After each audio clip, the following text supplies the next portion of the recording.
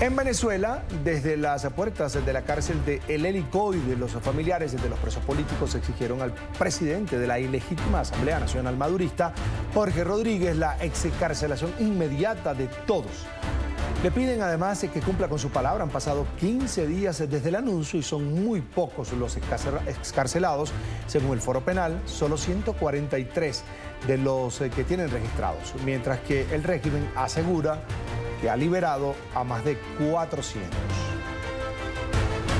Esta es la puerta de entrada de la cárcel del Helicoide en Caracas, un lugar común para los familiares de los presos políticos que por meses y años han tenido que visitar a diario para llevarles la paquetería. Estamos exigiendo la libertad de nuestros hijos. Abran esas puertas. Ellos mismos dijeron que los iban a liberar.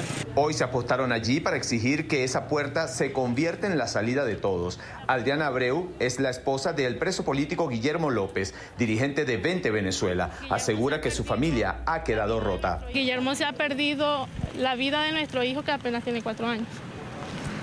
Ya hemos superado distintas etapas. Al principio era que su papá estaba en una misión secreta y no nos podía llamar, no sabíamos nada. Nuestro hijo se le rompe el corazón al ver que en Navidad no llegó, no está entre los regalos su papá porque lo pidió. Ver cómo no pudo llegar al cumpleaños a partir la piñata. En los últimos 15 días, los familiares de los presos políticos han visitado todas las instancias jurídicas. Ella es Bárbara Bracho. Asegura que no hay obstáculo que la detenga. Tuvo un accidente de tránsito cuando iba a visitar a su hijo Alberto José Bracho, acusado de intento de magnicidio y condenado a 30 años de prisión. De verdad que es una familia fracturada. Alberto tiene una hija, tuvo que salir del país y entonces ahorita nada más que Alberto cuenta conmigo, nadie más. Ya tiene la mitad de su vida privado de libertad. Le han quitado todo. Algunos de los familiares de los presos políticos piden fe de vida. Desde el momento de la detención no los han podido ver, tampoco saben dónde están. Ellos pidieron fe de vida cuando se llevaron a su presidente. Yo creo que las horas ya le estaban dando la fe de vida. No es justo lo que están haciendo con nosotros, no es justo. Luis Enrique Camacaro, Juan José Freites, Luis Guillermo López, exmagistrado Perkins Rocha, el abogado Eduardo Torres, el activista Javier Tarazona y los coordinadores políticos del Partido 20 Venezuela, Henry Alviares y Dignora Hernández, son algunos de los presos políticos encerrados en el Helicoide. Sus familiares los esperan en la puerta de la cárcel. Hasta que sean todos liberados porque ninguno de verdad tiene causa para estar ahí. Los familiares de los presos políticos aseguran que han creado un vínculo en el que la solidaridad siempre está presente. Llegan con una arepita, llegan con el agua, llegan con el jugo. Mira, yo en mi condición me han estado cuidando. De verdad que Venezuela es un país lleno de amor. En las últimas horas no se han registrado nuevas excarcelaciones y las vigilias permanecen en algunos penales del país. El arzobispo de Caracas, Raúl Biort, enfrenta fuertes cuestionamientos por su gestión y por las sospechas de una posible cercanía e incluso complacencia con el régimen venezolano que lideró Nicolás Maduro y que ahora encabeza Delcy Rodríguez, luego de que Mariana González de Tudares, hija del presidente electo y legítimo de Venezuela, Edmundo González, denunció presuntas extorsiones y presiones políticas. Mariana aseguró el martes de esta semana haber sido convocada a reuniones en oficinas diocesanas donde se le exigió presionar a su padre para que abandonara su liderazgo opositor a cambio de la liberación de su esposo Rafael Tudares, quien estuvo más de un año en desaparición forzada. Sin embargo, el arzobispo de Caracas, Raúl Biort, rechazó horas después los señalamientos y afirmó que la iglesia ha cumplido un papel de mediación humanitaria. Saludamos a esta hora a Zair Mundaray Rodríguez, abogado penalista, criminalista, exdirector general de actuación procesal del Ministerio Público de Venezuela. Está en pantalla. Zair, bienvenido. Gracias por atendernos. No, gracias a ustedes por la invitación. Acá a la orden. Zair, mediación humanitaria, como dice Monseñor, o presión del régimen a través del arzobispo de Caracas. ¿Cómo lo ves tú? Bueno, ninguna de las dos. Es un secuestro extorsivo, sin duda alguna. Si tú te vas a la ley, desde el punto de vista penal, es un secuestro extorsivo. La ley contra extorsión y secuestro en Venezuela dice claramente que si una persona ha sido ilegítimamente privada de la libertad y se ha pedido a cambio de la libertad, ceder un derecho, entregar una suma de dinero o cualquier dádiva o cualquier comportamiento, no estamos frente a un secuestro extorsivo. Aquí ha quedado claro de que la privación de libertad y esta desaparición forzada de la que fue víctima Tudares no tiene ninguna racionalidad jurídica y que era un rehén, entra en la categoría de rehenes, que bien se ha documentado por gran parte de digamos, de las organizaciones internacionales que defienden derechos humanos como una categoría de presos políticos, personas que son retenidas sin ninguna racionalidad jurídica, solo a cambio de extorsionar a otro para que cumpla o deje, para que haga o deje de hacer. Y eso lo hemos visto en el caso de familiares. Así que más que una extorsión es un secuestro extorsivo, porque además si cumplía Edmundo González con los requerimientos que le estaba pidiendo la dictadura a través de su hija, es que se producía la liberación. Yo creo que fue muy valiente en haber denunciado esto, poniéndole nombre y apellido y poniéndole rostro. Pero lo más impactante de este episodio histórico, desde mi perspectiva, para el país, es que luego de la denuncia pasaron horas para que se produjera la excarcelación. Y además, son los denunciados quienes lo entregan. Yo creo que inclusive, lo he dicho, desde lo comunicacional, es absolutamente acusatorio. El régimen nunca lo había visto tan perdido desde lo comunicacional. Porque incluso si se hubiese producido la excarcelación por otro mecanismo, no hubiésemos visto a los señalados haciendo entrega de la persona que permanecía en desaparición forzada, no hubiese habido una ratificación tan clara, tan evidente, de que lo que se está denunciando es absolutamente cierto. Es incuestionable que se haya mencionado a la iglesia, y estaba Monseñor Bior ahí, además que no representa a la iglesia. Cuando él habla de la iglesia, obviamente hay sectores de la iglesia, y él representa un sector oficialista y hará parte de la historia de esto. Hubo sectores de la iglesia que apoyaron el nazismo, que apoyaron algunas dictaduras en el Cono Sur, inclusive parte de la iglesia apoyó a Franco, pero hubo iglesias en resistencia, es decir, vinculadas realmente con la doctrina de Jesucristo, de modo que él no está haciendo una mediación, él está instrumentalizando al rehén y además dando cuenta de que efectivamente se ha producido este hecho con una intencionalidad política.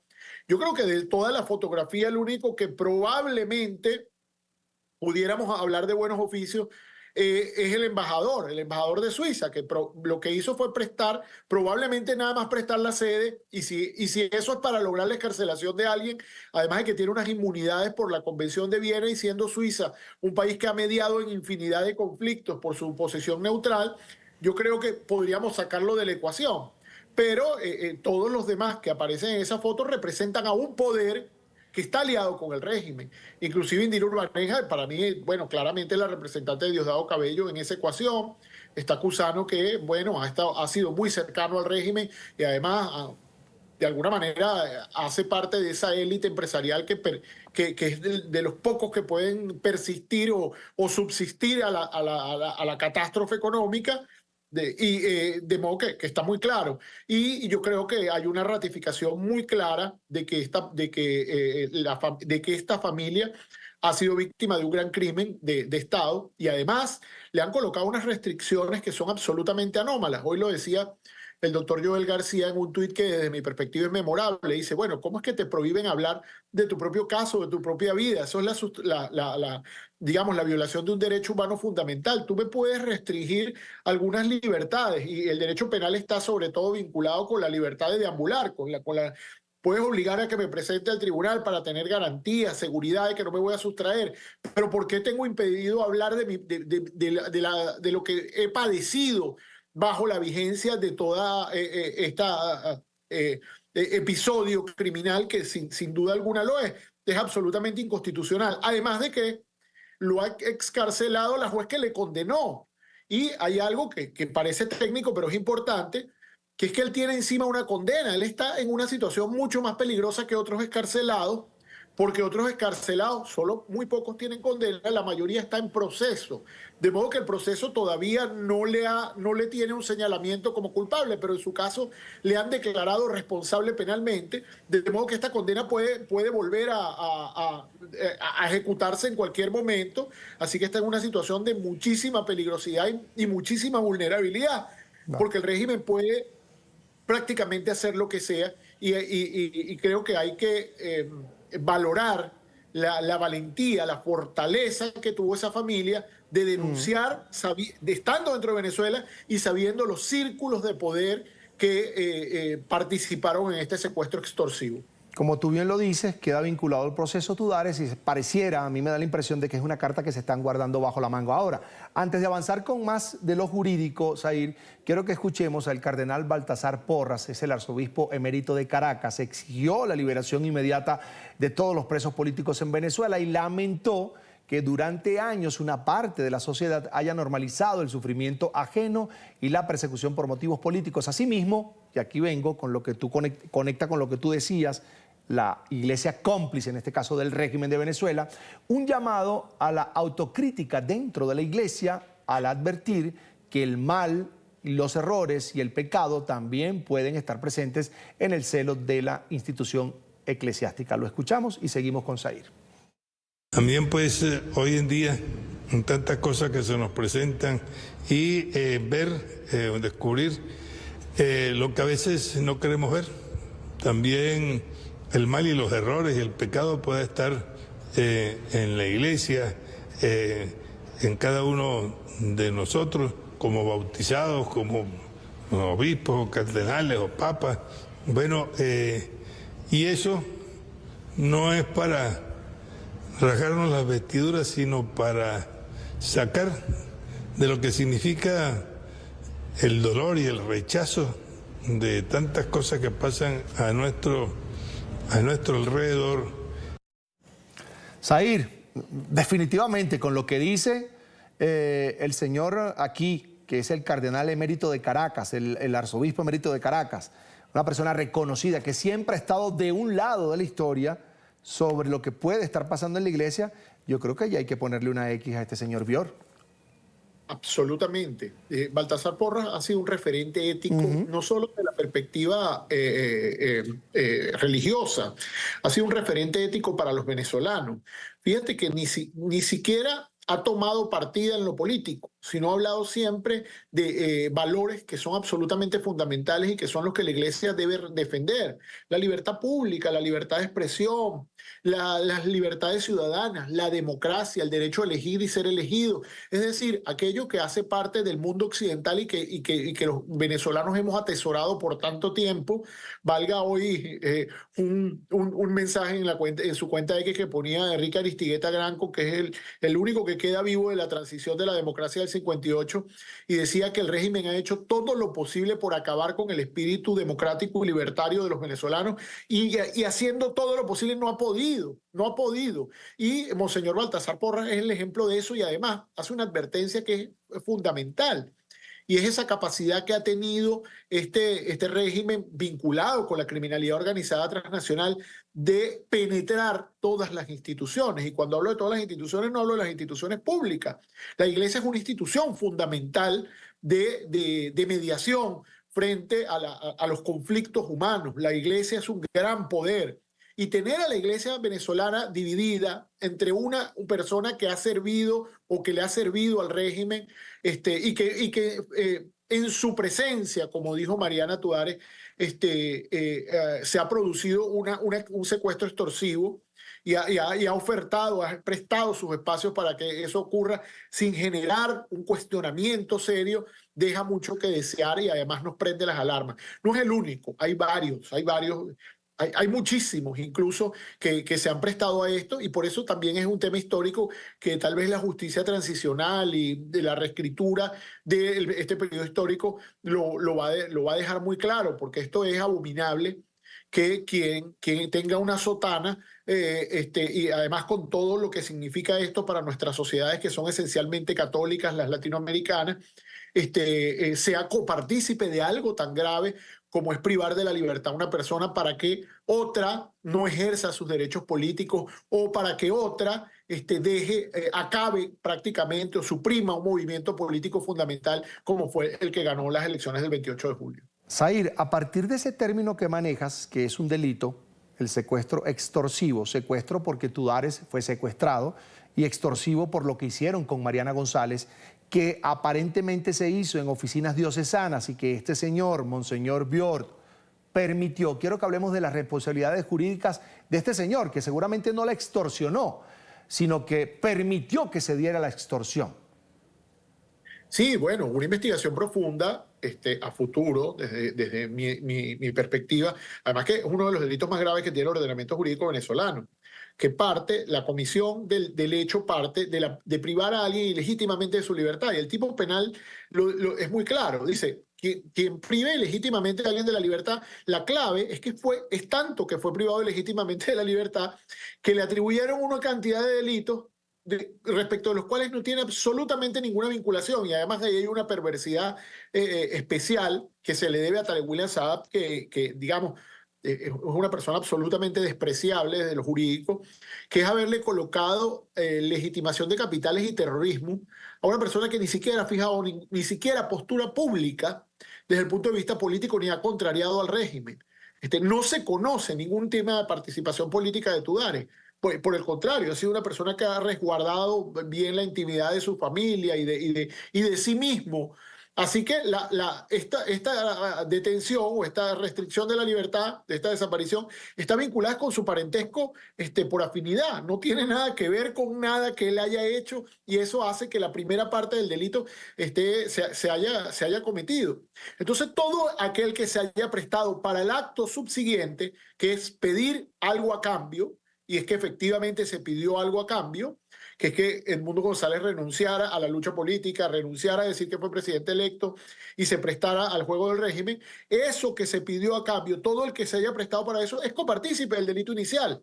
Así no haya privado a la persona de libertad, de modo que, porque esto es un intercrimen complejo donde cada quien puede tener una participación. Así que esto es muy grave, esto no estamos hablando de cualquier cosa, y creo que a futuro, cuando se restituya el Estado de Derecho en Venezuela, esto será un tema a tratar en un espacio probablemente de justicia transicional, donde en honor a la verdad, en honor a la memoria de lo que ha ocurrido, veamos qué sectores se involucraron con hechos tan graves como desaparecer a una persona para tratar de forzar a otra a renunciar a sus derechos políticos. Esto es de una gravedad enorme y además demuestra algo que hemos repetido hasta el cansancio y que creo que por fin la comunidad internacional ha entendido y que nos ha costado mucho a los venezolanos, que es que el Estado está secuestrado por una organización criminal. Es evidente, el comportamiento es de una organización criminal.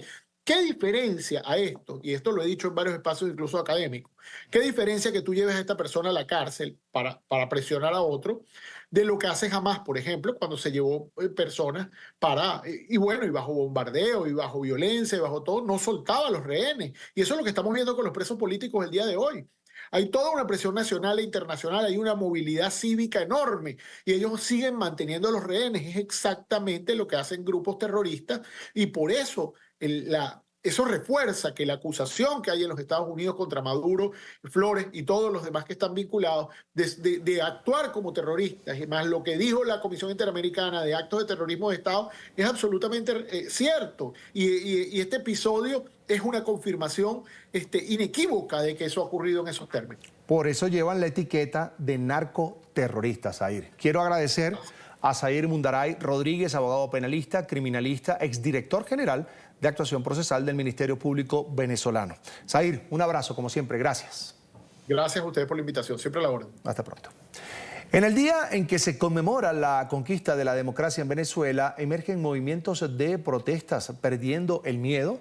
Jóvenes universitarios, acompañados por organizaciones de la sociedad civil, exigieron la liberación de los presos políticos y una transición real hacia la democracia. Los manifestantes señalaron que la sociedad venezolana está ávida por recuperar sus derechos políticos, sociales y democráticos, participar activamente en la reconstrucción del país y ver hechos concretos que demuestren un cambio frente a la profunda crisis que atraviesa Venezuela. 23 de enero, fecha importante para la democracia venezolana.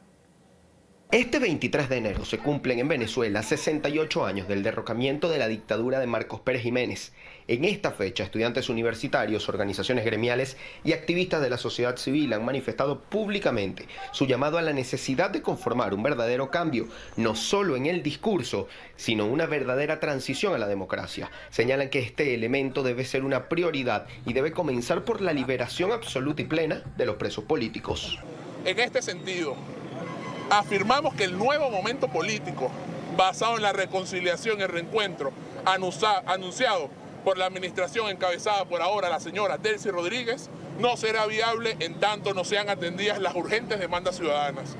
Creemos que el reclamo más urgente que unifica el conjunto de la sociedad es la liberación plena, incondicional e inmediata de todas las personas que se encuentran hoy privadas de libertad arbitrariamente o sometidas a procesos judiciales por razones políticas. En esta fecha, que hace conmemorar a la democracia en Venezuela, aseguran que este nuevo momento político, como lo ha denominado la propia Delcy Rodríguez, debe estar enmarcado por la participación ciudadana, la organización y la superación de prácticas antidemocráticas. Enaltecer el valor de la democracia y la organización ciudadana como elementos esenciales para la construcción de un modelo de convivencia que promueva el desarrollo nacional basado en el respeto de libertades públicas y en el cumplimiento de las obligaciones del Estado con el bienestar del ciudadano. Al tiempo que han exigido que sean definitivamente restablecidos derechos civiles y políticos que denuncian siguen estando conculcados, señalan que con el decreto de conmoción exterior continúan aplicándose prácticas que vulneran los derechos humanos. Como los derechos a la reunión y manifestación pacífica, asociación, libre expresión e información y la libertad sindical, entre otros, continúan siendo suprimidos o severamente restringidos. Este comunicado leído por estudiantes universitarios, además, ha sido acompañado por organizaciones de la sociedad civil, entre ellos la ONG Provea, quienes hacen un llamado a que los cambios que ocurren hoy en Venezuela deriven en una llegada real a la democracia, que los cambios políticos y de derechos humanos no queden en el camino. Y este proceso que estamos viviendo en Venezuela no queremos que derive a un autoritarismo light, a un autoritarismo más potable. Queremos vivir en democracia. También acompañaron esta acción desde la Asociación de Profesores Universitarios. Ellos exigen que la democracia sea el centro, pero que además se ponga la lupa en la recuperación de los derechos sociales y económicos hoy tan afectados en el país. Más que nunca es una fecha significativa. Este país está ávido de que la democracia se manifieste en la concreción de los derechos civiles y políticos. Al mismo tiempo, la democracia significa plena vigencia de los derechos económicos y sociales. Aseguran desde estas organizaciones que el nuevo momento político del que ha hablado Delcy Rodríguez debe estar marcado por acciones que den garantías reales a los ciudadanos y que demuestren que elementos esenciales como los derechos y las libertades están restituidos. Tras la caída de Nicolás Maduro, la diáspora venezolana sueña con volver. Organismos internacionales como ACNUR describen el éxodo venezolano como una de las migraciones forzadas más grandes de la historia reciente, comparable incluso con crisis humanitarias como la de Siria. Mi mamá de tanto caminar ya le quieren salir cosas en los pies, ya le duelen los pies, no hayamos cómo hacer ya.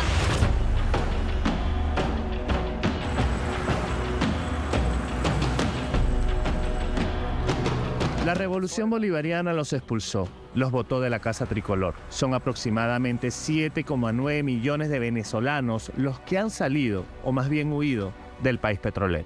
Ese presidente que está allá, no sé, está ciego, no, es lo que está haciendo, lo está matando. Regresar para Venezuela es la muerte. Los venezolanos que no estaban acostumbrados a la migración emprendieron la ruta. Muchos caminaron cientos de kilómetros para llegar a un lugar seguro y próspero, con poco en la mochila, pero con mucho en la maleta de la fe. Tenemos 1 mes y medio caminando. Para Perú. ¿A pie?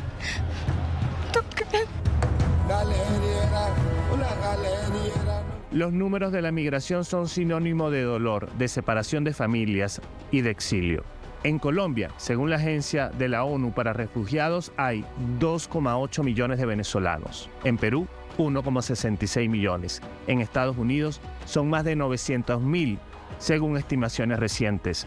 En Chile, 729.000. En Brasil, 672.000. En Ecuador, 445.000. Y fuera del continente americano, en España, hay al menos 700.000 venezolanos. Pero, con la captura de Nicolás Maduro y su esposa Cilia Flores, la esperanza se convierte en destino, en sello de pasaporte, en un pase que podría llevarlos de vuelta. Quieren volver, quieren el abrazo de sus seres queridos, quieren respirar el aire de la libertad, el mismo que ya despeja con su lucha por la democracia la Premio Nobel de Paz María Corina Machado. Ella, también perseguida política, salió en diciembre pasado arriesgando su vida en una travesía por tierra, aire y mar que la llevó a Oslo.